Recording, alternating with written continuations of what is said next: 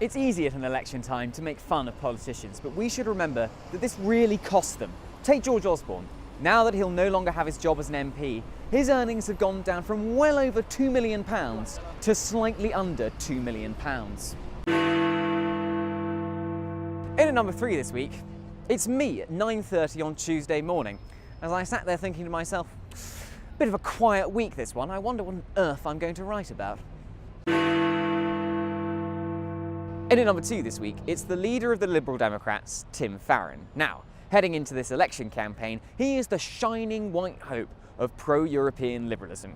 And you would expect him to hit the ground running, establishing his liberal credentials. So what would really help him in that is if he was given a dead easy question, like, is homosexuality a sin? Simple. Say no, move on. Bish, bash, bosh. A while back, I asked you whether it was true that you believed homosexuality was a sin. What is the answer? I don't think I struggled to answer at all, Kathy. I talked about the fact that I'm not in a position to go making theological pronouncements, and I can promise you one thing. You said we're all sinners. What the hell is wrong with you? It took you 18 hours and 5 goes at the question to say that homosexuality isn't a sin. You're meant to be the leader of the Liberal Democrats, but you're being accused of being conservative by the Conservatives. And we have a tie for our most ridiculous person this week. In at number 1, we have Theresa May from June of last year. There should be no general election until 2020. Kidding! And also tying for first place this week are all the Tories you can hear on that clip going, "Hear, hear," who then voted unanimously yesterday to hold an early general election.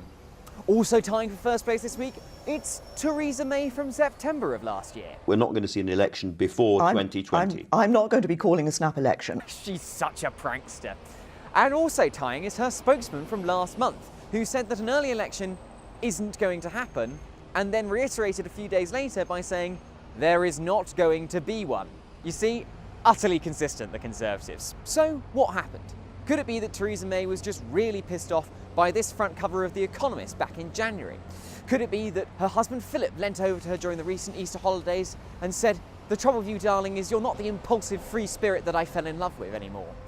Or could it be simply that her recent appearance in American Vogue was described universally as a bit dull? And so it was that, angry and bitter at this description, she decided to prove that she was exciting by plunging the entire country into months of uncertainty, all in the national interest, you understand. It has nothing to do with her very impressive poll ratings. So at least she has started demonstrating some consistency, in that she's begun this election campaign as she means to continue, with some Class A BS.